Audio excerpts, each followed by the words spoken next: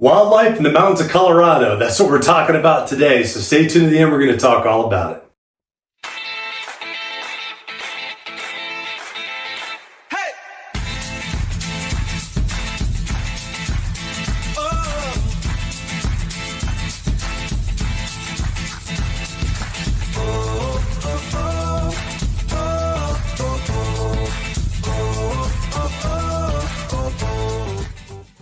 Hey guys, I'm James Dean, team leader of the James D. Mountain Homes team. Thank you so much for watching these videos. Just really quick before we get into the meat of this video, I just wanted to make sure if you haven't done so already, hit that subscription button down below, hit that notification bell. That keeps you updated on all the new videos that we have coming out weekly. We've got several that come out each week on this channel, so please stay up to date with that. Also, if you've got any questions whatsoever that are real estate related or just in the community, please don't hesitate to reach out to us and give us a call. You can either call us at 719-266-2725. You can text us to that number as well, or you can email us at info@jdmret.net. Please, whatever you got to do to get those questions to us, please ask. We're here to help. We're here to provide value to you and helping you make informed decisions, whether you're looking to buy or sell real estate or just typical questions for the community out here. We are local experts of this area and we love this area. So please reach out to us, and we hope you guys enjoy this video. Okay, so today guys, we're talking about something that folks love about living out here, and that is the different types of wildlife that you might not have seen if you never lived out west before. So if you're from the East Coast like myself, unless you're way up north, you've never been around elk, you've never been around moose. Depending on where you were on the East Coast, you might not have even never seen a bear before.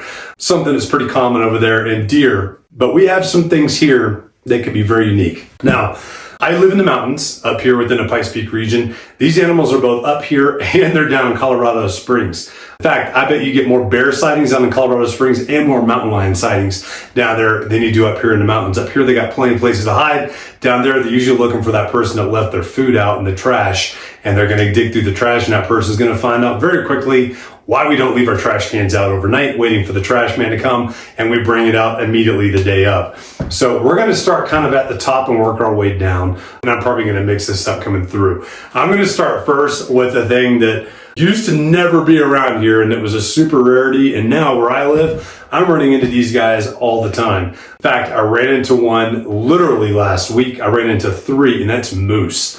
To me, moose are probably one of the most terrifying things to run into out in the wild because they don't have the greatest eyesight. They've got great senses of smell, and they've got great ears. And a lot of us have dogs out here, and the canine, the wolf, is the #1 enemy of the moose. That is what the moose is most scared of, and we got lots of cows with calves out here too. So that is something to definitely keep your eyes on when you're up in the mountains. And there's certain places you're going to see them more often than others. I live near the Craig's Trailhead, and we see them all the time. They cross our property.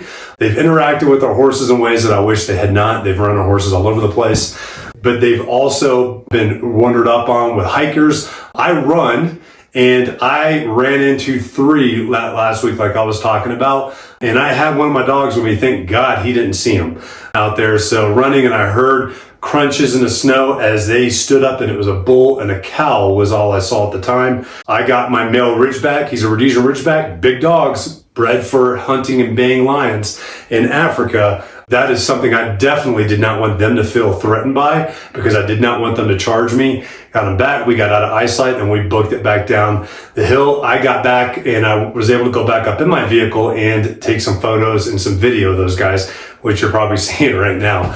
But moose are definitely everywhere, starting to breed more and more, and we are definitely having them here interacting with our populace a whole lot more. So make sure you're very careful with them. The calf, I saw the calf when we went back.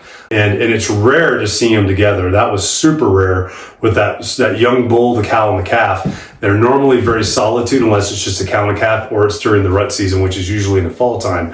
But that was a fantastic encounter just to be able to see it. And it ended well because they didn't charge, thank God. I was literally only 20 yards away when I saw them. And I don't run with earbuds in the mountains or hike with earbuds in, because I like to hear what's going on around me. We have lots of big critters out here, and I want to hear if something's walking around nearby.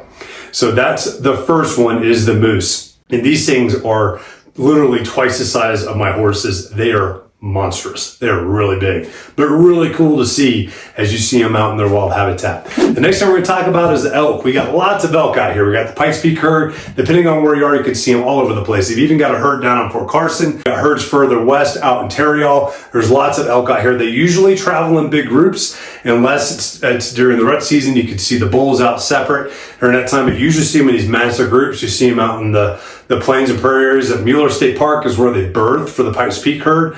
So they birth out there in the late spring, early summertime. So you get a chance to see some calves.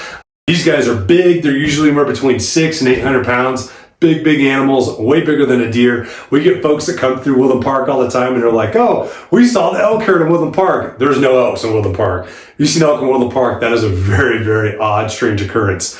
What they're seeing is the mule deer. The mule deer are big too compared to other deer. We'll get to that soon, but when you see an elk, you know you saw an elk. Much, much bigger than a deer out there. So definitely something to watch out for too. When you're out and you're driving, make sure you're always watching your surroundings, because those guys, once they start hopping over a fence, the whole mass of them will go. So you'll end up with 20 to 40, all just kind of flooding over a fence and over the road at the same time. Something to watch out for too while we're talking about that. If you're driving up to somebody in Colorado and you're in the mountains and they start flashing their lights, it's probably because there's wildlife about to cross the road. They just slam on the brakes and stop for it, and they want you to know and be alert for it as well. It might be because there's police out there too, but usually it's for the wildlife up here that you're going to see, and that is what you can get in a lot of trouble for, and they will total a vehicle really, really quick. So the elk are really, really cool to see up here too. Next, we'll talk what we already kind of started talking about, the mule deer. The mule deer are really spectacular to see. If you're from back east, even from like Kansas or Oklahoma, we get folks all the time from Kansas, Oklahoma, from Texas, and they see one of our muleys that's a 12-point muley, and they're like, oh my gosh, look at that trophy buck. And it's like, yep, and there's another one and another one and another one and another one. They're all over the place.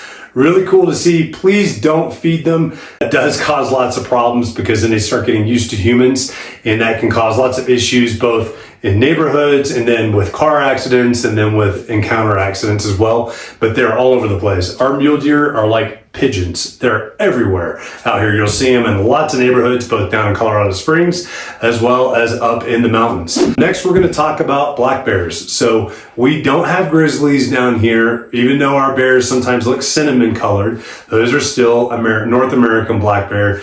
They're just faded out from being in the sun a bunch.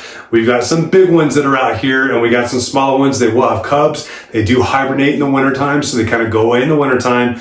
But when it starts warming up, they'll start coming out of hibernation and looking for food, which is why you don't want to have your garbage cans sitting outside. And you'll find out very quickly if you do leave it out there. You might have gotten lucky a few times, but once a bear discovers it, they're going to keep coming back for it all the time. And you'll find trash everywhere.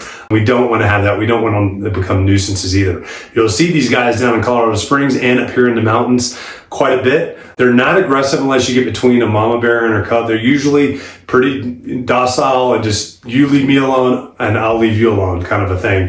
But don't go up and try to pet them at all. It's still a big black bear, but they don't charge a whole lot either. Next, we've also got mountain lions. Now the mountain lions, you don't see a whole lot. Usually when you see a mountain lion, it's because he or she wants you to see him out there. I've only seen a couple myself. Seen one when I was side by side, and that thing was gigantic. I did not expect them to look that big when I saw one in person. He was almost running next to the side by side. He was, about 40, 50 yards off to our left, running with us through the trees, and then he just stopped and looked. We stopped, and I realized that probably wasn't a good place to be, so we just kept going.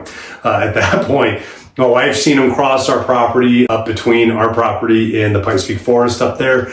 We have them all over the place. Salida has a major problem with them. They are seen quite a bit down in Colorado Springs. They've actually fallen down into window wells down there too. So that is something that we do see quite a bit. So don't think because you're in the city, you don't have a chance to see the mountain lion. You can still end up with a mountain lion in your neighborhood. Other things that we can see out here are bobcats. Bobcats and lynx are really, really reclusive. I have not seen one yet. You could hear them when they're in season or they're in heat. They kind of roar a little bit, but I haven't really interacted a whole lot with them. I know people have seen them a lot more than we have. Those are kind of cool to run into and see as well. We've got rabbits out here. We got prairie dogs. Little warning on the prairie dogs. You go by a prairie dog hole and you're going to see fleas just clouding all over the place. Most of these prairie dogs out here have black plague. So it's just not transferable over to humans. Every now and then you hear about somebody that was dumb enough to put their hand down in it or something, and then they get the black plague from it. But it's not like back in the Middle Ages. But probably not something you want your dogs to kind of play around into. We also have some really cool birds that are out here, birds of prey that are out here too. We've got bald eagles, we've got golden eagles, which are bigger than bald eagles, way bigger than bald eagles. Got lots of different kinds of falcons and red-tailed hawks out here too. So we have lots of really cool birds of prey out here. And then of course, trout and all the streams and the lakes also. So there you have it. There's a big synopsis, and there's other things that we have out here that I didn't talk about, like porcupines and raccoons and stuff. They're a little bit more rare, but they're out here too. But I hope you found this informative and fun. A lot of these I've had encounters with as well, but it's really cool to check out. It's really an awesome place to really be able to enjoy nature. Let nature do its thing, but just get out there and enjoy what you can see out here. So hope you guys enjoyed this video. Guys, I really hope that you enjoyed that video. And once again, before you sign off, make sure you hit that subscription button, that notification bell down below. That will keep you updated on all the new videos that we have come out that are here to inform you and help keep you updated on what's happening here, both in the community and in real estate as well. And once again too, if you got any questions, please do not hesitate to give us a call, 719-266-2725. You can text us at that number as well, or you can email us at info@jdmret.net, and we will get back to you as quickly as possible to answer all of those questions. We're here to serve you, and we look forward to helping you soon.